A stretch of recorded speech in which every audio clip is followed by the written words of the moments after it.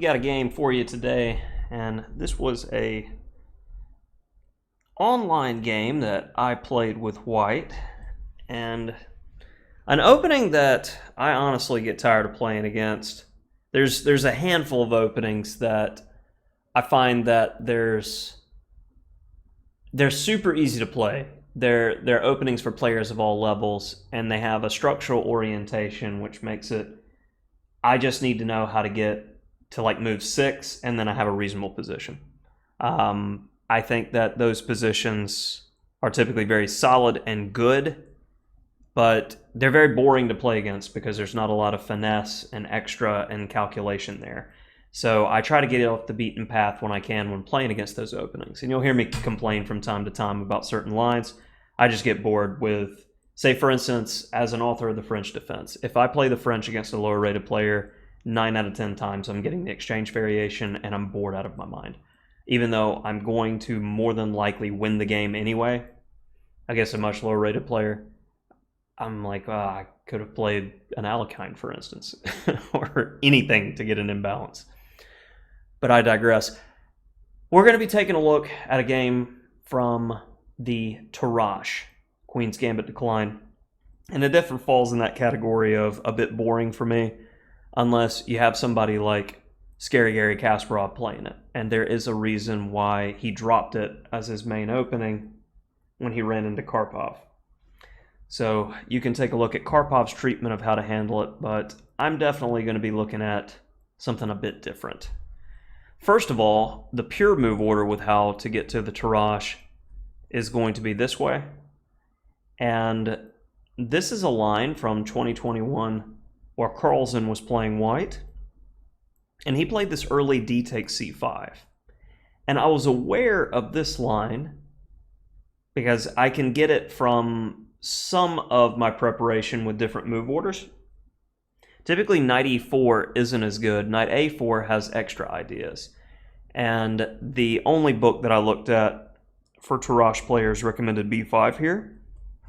And after takes, I like Carlsen's approach to playing this position. He just played b3, knight b2, says, all right, we'll trade, and your pawns stink. All I need to do is get out. And most players just play knight f3, g3, slow play. But Carlsen plays e4 and quite quickly gets a very dynamic and interesting position. And I think Carlsen has the same type of perspective that I have with certain games. You just get bored with playing them, get tired of seeing them. So if you can generate a game with more play and interest, it gets so much better. I mean, that's why chess is fun to me, as we're definitely in the late stage of the middle game, and Carlsen gets his pieces out finally for an endgame where he's right at home, and on that move, everything seems to be hanging. You can't play rook c5 because of knight b7 check, and his opponent resigned. So let's get back to my game and see why I'm showing you a Carlsen game. Well, being aware of that plan and wanting something flexible, as soon as I see d5, I go takes, and what's different is the knight on c6, and that's going to take away the main line, which is a b5 plan when I go knight a4. And I know if black can't play b5 in the position in the Carlsen game, then he has no compensation. And this is a worse position where you have to give up the bishop pair. So takes, check. And here it's an interesting move, and it's really a matter of style and technique here. But rook c1 is what I played because, all right, rook on an open file, good. But b4 is definitely something to consider first, followed by e3. And according to the engine, White is nearly a pawn in the lead here, with tactically a lot of things are hanging in the air. So if you're the more aggressive sort than what I would self-describe, this might be your path in the position. But you'll see my path, very straightforward. logical, getting a structure. Rook c1, hitting the queen. g3, securing the f4 square and getting a square for my f1 bishop to finish development. And let's go ahead and go bishop f4, put the question to the queen, and have more attackers on the isolated pawn on d4. And I felt I needed to act quickly here in order to harass the d-pawn before black can get fully set up with rooks on e8 and d8. And black is close to equality, if he gets that. We have a nagging edge with the bishop pair in the long term, but that's another story. This is the middle game technique part of the video. What is best play for white in this position? All right, in this position, I saw that I could get to an ending that I really liked, and I played knight e5. I believe that with perfect play, black can get equality in that position, but it's going to be the type of position that I'll play forever and be very happy in. Even stronger, though, is to go b4. We willingly and freely offer the b-pawn for the d-pawn with play, and as the position opens up more, it favors the bishops. So this is most correct. And after a6, for instance, a4, where we're just renewing the threat, and he can't avoid it forever. But in the main game, knight e5, takes, and this is a critical position for black.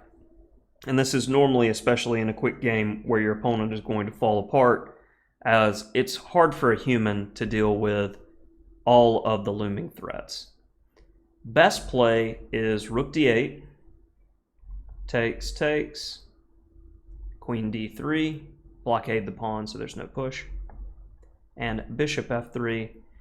And like I said, this is, and the engine goes, oh yeah, you know, it's like a quarter of a pawn edge for white. It's equal, nothing to see here, but I've won positions that looked worse than this in heavy endings.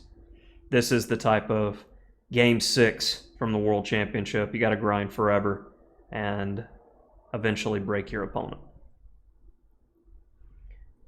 In the main game, knight d5 was played, where I grab, and there's so much in the air here. I'm hitting the pawn on g7, I'm hitting the knight on d5, I'm keeping an eye on the bishop on g4. My rook could go to c7 in some lines. There's just so many threats with the b's.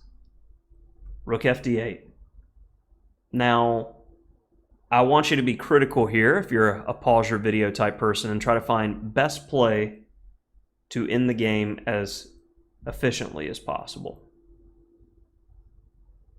All right, hopefully you paused and figured out. Best move to kick it off, bishop takes g7. On bishop takes e2. Rook fe1. Rooks are meant to be on open files. Put the question to the b. Now what? Bishop h6 with the mate threat. White to play and win. Check. If queen takes d5, mate. And if bishop f7, mate. And that'll do it for today. Keep in mind, if you ever get tired of playing openings that you think are dry or boring or etc., always look to see if there's some sideline that can change the character of the position, and that might spice up the play a little bit for you, get something a bit more interesting to suit the palette. Because I'm at the point lately where I play 20 or so games a day, if not more, and you start to see the same openings in certain rating levels over and over and over. You just get sick of it. So play something different. Variety is definitely the spice of life.